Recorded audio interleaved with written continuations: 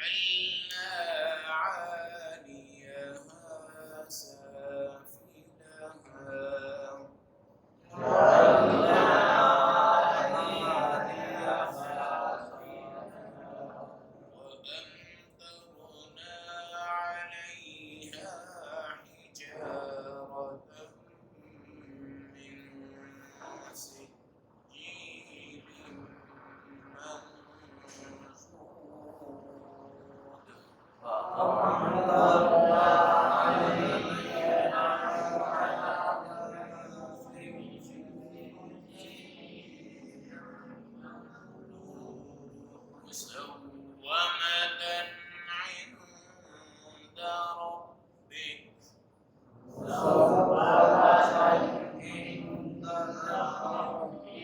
وما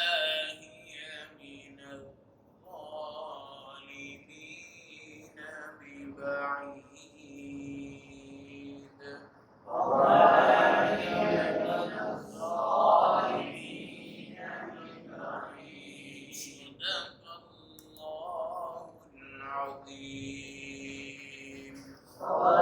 الله العظيم. تلاوت کردہ آیات کا ترجمہ. فلما جاء امرنا، جب ہمارا حکم یعنی عذاب آ گیا، جعلنا عالیہا سافلہا، تو ہم نے اس کے اوپر والے حصے کو نیچے کر دیا. امطرنا علیہا حجارۃ من سجیل، اور ہم نے ان پر سجیل والے پتھر برسانا شروع کر دیے. منضود، تہ بتہ وہ آ رہے تھے. مسومۃ عند ربک، اور وہ پتھر نشان زدہ تھے آپ کے رب کے ہاں. وما ہی من الظالمین ببعید، اور ظالموں سے کوئی چیز دور نہیں. آیت نمبر 82 اور 83، پارہ نمبر 12 سورۃ الہود. قوم لوط، سب سے بڑا جرم لڑکوں کے ساتھ بدفعلی کرنا، اور پھر پیغمبر کے گھر میں آ کر اللہ کے نازل کردہ فرشتوں کے ساتھ بھی اس طرح کی بدفعلی کرنے کی کوششیں. جس ٹائم اللہ رب العزت کی امتیں عذاب کے اندر ڈھیٹ بن جائیں، بے حیا بن جائیں، ان کے پردے ٹوٹ جائیں، ان کو اللہ اور اس کے رسول کی کسی بات کی لاج نہ رہے، تو پھر میرا اللہ بھی اپنا غضب دکھاتا ہے. اور اللہ کے غضب کو کوئی انسان، کوئی کائنات برداشت نہیں کر سکتے. ایک مقام وہ ہے جہاں بیت اللہ، جس پر ابرہہ اپنے ہاتھی لے کر آیا، وہاں پر بھی اللہ نے ابابیل پرندوں کے ذریعے ان کی چونچ سے کنکر گرائے تھے اور اس کے ہاتھیوں کو تباہ کر دیا تھا. اور آج اللہ نے ایک عظیم عذاب ان پہ نازل کیا ہے. جعلنا عالیہا سافلہا، ہم نے اوپر والا حصہ نیچے کر دیا. جہاں پلازے ہوں، جہاں بڑی بلڈنگیں ہوں، آپ پہاڑی علاقوں میں چلے جائیں، بڑے وحشتناک پہاڑ ہوتے ہیں، اور یہ بندہ تصور نہیں کر سکتا کہ یہ پہاڑ بھی اپنی جگہ سے سرک سکتے ہیں. خدا کی قسم، ان پہاڑوں جیسی طاقتور چیزوں کو بھی اللہ نے ایسے اٹھایا اوپر، اور اٹھا کر اس کو ایسے الٹ کے واپس مارا. اور اللہ کہتے ہیں عالیہا سافلہا، یہ نیچے والا حصہ اوپر چلا گیا، اوپر والا حصہ نیچے آ گیا. اور اس کے بعد پھر ایک عذاب کے ساتھ ساتھ اللہ نے ان کے ساتھ کیا کیا؟ حجارۃ من سجیل، کنکر والے پتھر بھی جو تہ بتہ آ رہے، ایک آیا پھر دوسرا آیا پھر تیسرا آیا پھر چوتھا آیا. کبھی آپ نے دیکھا ہے کہ پہاڑی سے کوئی بندہ کسی کو پتھر مار رہا ہوتا ہے تو 1 2 3 4 مسلسل جب مار رہا ہوتا ہے تو کسی کے لیے بچنا وہاں مشکل ہوتا ہے.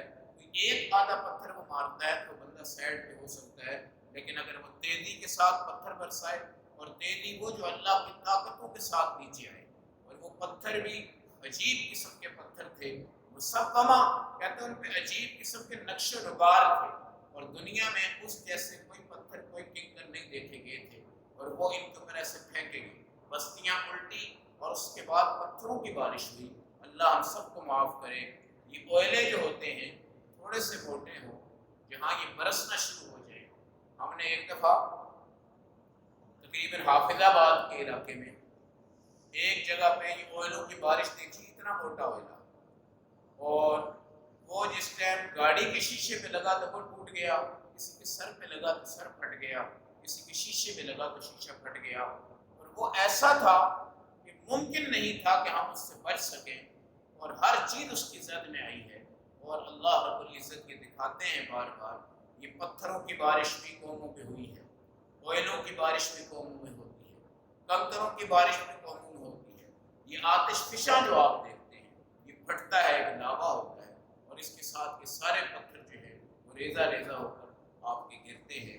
یہ وہ عذاب ہوتے ہیں جن کو ہمارا قانون یا ہماری سائنس یا ہماری ٹیکنالوجی بالکل نہیں روک سکتی. اللہ رب العزت نے یہ پتھروں کی بارش بھی، پتھروں کی برسات بھی اس قوم کے اوپر کی تھی.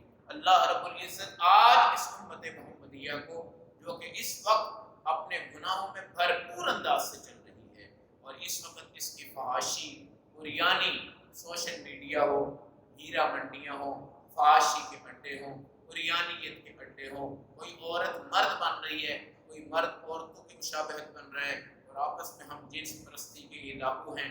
یہ تمام چیزیں بھی اسی عذاب کی طرح آج بھی منڈلا رہی ہیں.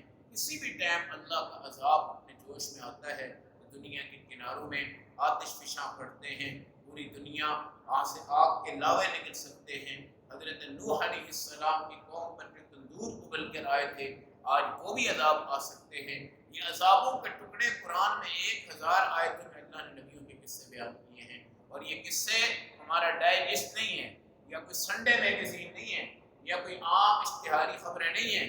یہ قرآن کا انداز ہے. وَجَعَلْنَا عَالِيَهَا سَافِلَهَا، ہم نے اوپر کو نیچے کر دیا، اور پیچھے حجارۃ من سجیل، ان کے اوپر کنکر کے پتھر برسے، اور مصومۃ عند ربک، ان پتھروں کے عجیب قسم کے نشانات تھے. اور میرے اللہ نے یہ تمام چیزیں آج بھی ان پر نازل کی ہیں. امت کو آج پڑھ کے سنایا جا رہا ہے، پڑھ کے دکھایا جا رہا ہے، پڑھ کے بتایا جا رہا ہے کہ اللہ نے پیغمبروں کی امتوں کو کس کس طرح تباہ کیا ہے. لیکن حضور کریم علیہ السلام کی امت مرحومہ، جن کے متعلق اللہ کے نبی نے اپنے رب سے یہ دعا کی تھی، اللہ میری امت اگر ہلاک کرنی بھی ہو کسی کسی جگہ پہ، تھوڑے تھوڑے ٹکڑوں میں ہلاک ضرور ہو، لیکن ساری امت میری ایسی ہلاک نہ ہو جائے. آج بھی اللہ مختلف جگہوں پہ زلزلوں کے جھٹکے لاتے ہیں، مختلف جگہوں پہ اللہ رب العزت یہ لینڈ سلائڈنگ یہ والے عذاب آتے ہیں، مختلف جگہوں میں سیلاب آتا ہے، مختلف جگہوں میں عجیب قسم کے نظام آتے ہیں. تو یہ اس سمندر میں یہ تباہ ہوئے، یہ غرق ہوئے، یہ برباد ہوئے، اس کو بھی بحر میت کہا جاتا ہے. اور ان کی نحوست اس طرح کی ہے، آج سمندری جانور بھی اس بحر میت میں زندہ نہیں رہ پاتے. یہ اس قوم کی، اس کے گناہ کی، ان کی بدعمالیوں کی، ان کی بدفعلیوں کی نحوستیں ہیں. اللہ رب العزت نے، اللہ کا لاکھ لاکھ شکر ہے، ہمیں لوطی قوم کے عمل سے بچایا ہے. تب کچھ بھی ہمارے ایسے بچے ہیں جو آج بھی قوم لوط والے اعمال کرتے ہیں، اور بچے بچوں سے بدفعلی کرتے ہیں، مرد مردوں سے بدفعلی کرتے ہیں. لیکن اللہ کا شکر ہے ہماری اس امت میں عورت کی عزت، عورت کی حیثیت، بیوی کی عزت، بیوی کی حیثیت، ان کی پاک دامنی، یہ تصور جو دین کے اندر آیا ہے، ہمارا تصور ان کی طرف نہیں جا رہا. ورنہ یہ بدبخت لوگ جن کو پیغمبر اپنی بیٹیاں پیش کر کے فرما رہے تھے کہ تم یار ان سے نکاح کر لو، یہ لڑکوں کے ساتھ بدفعلی والا کام چھوڑ دو، مگر انہوں نے کیا کہا؟ لقد علمت ما لنا فی بناتک من حق. اے لوط، آپ کو پتہ ہے ہمیں لڑکیوں سے، عورتوں سے کوئی دلچسپی نہیں ہے، ہم تو مردوں سے کیا کرتے ہیں؟ بدفعلی کرتے ہیں. اس قوم لوط کے لوط والے عمل کو، لوطی لوگوں کو اللہ کا عذاب جس طرح اللہ نے چکھایا ہے، آج امت کو یہ بتایا جا رہا ہے تمہارے اوپر بھی عذاب برس سکتا ہے، یہ عذاب آ سکتا ہے. اللہ کی قسم، وہ ابابیل کتنے پرندے ہیں آپ نے دیکھے ہیں جنہوں نے ابرہا کے اوپر کنکریاں برسائی تھی، آج بیت اللہ کے ارد گرد کو گھوم رہے ہیں، اور قیامت تک یہ اس بیت اللہ کی اس وقت سے حفاظت کر رہے ہیں جب ابرہا کا وہاں پہ لشکر آیا تھا. اس ٹائم سے اس کو ہلاک کر کے واپس بھی کیا، اور آج تک وہاں پہ جا رہے ہیں. اس ملک میں بیت اللہ کو کسی ایٹم بم کا، کسی ایٹمی قوت کا، کسی میزائل کا، کسی چیز کا انشاءاللہ کوئی خطرہ نہیں ہے۔ یہ ابابیل وہاں پہ گردش کرتے جا رہے ہیں، اس کی حفاظت کرتے جا رہے ہیں، اس کا طواف کرتے جا رہے ہیں، اس کے ارد گرد گھومتے جا رہے ہیں۔ اللہ رب العزت نے سیفٹی کا نظام دیا ہے کہ ہاں اللہ ایمان والوں پہ ہو۔ ومن دخلہ کان آمنا، جو بیت اللہ میں چلا گیا اس کو امن نصیب ہو گیا۔ آج اگر کرونا وائرس سے بچنا ہے تو بیت اللہ میں جا کے بچ سکتے ہیں، اللہ کے عذاب سے بچنا ہے تو بیت اللہ میں جا کے بچ سکتے ہیں، اللہ کی پکڑ سے بچنا ہے تو بیت اللہ میں جا کے بچ سکتے ہیں۔ اگر وہاں نہیں جا سکتے تو بیت اللہ کی بیٹیاں ہیں یہ مساجد، یہ بیت اللہ کی بیٹیاں ہیں۔ احادیث کے مطابق یہ مسجدیں بیت اللہ کے اندر اللہ داخل کر دیں گے، اور بیت اللہ کی چار دیواری میں ساری دنیا کی مسجدیں سما جائیں گی، اور وہ بیت اللہ ایک کشتی بن کے مسجدوں کو اٹھا کے سیدھا جنت میں داخل ہو جائے گا۔ اس لیے ہمارے نبی علیہ السلام نے فرمایا کہ امام کے قریب بیٹھا کرو، جمعہ کا خطبہ ہو یا کوئی مجلس، امام کے قریب بیٹھا کرو۔ جس طرح تم یہاں امام کے قریب بیٹھو گے، جنت میں بھی اللہ رب العزت کے وہاں دیدار کے وقت اللہ کے قریب اور اپنے امام کے ساتھ وہاں جا کے بیٹھا کرو گے۔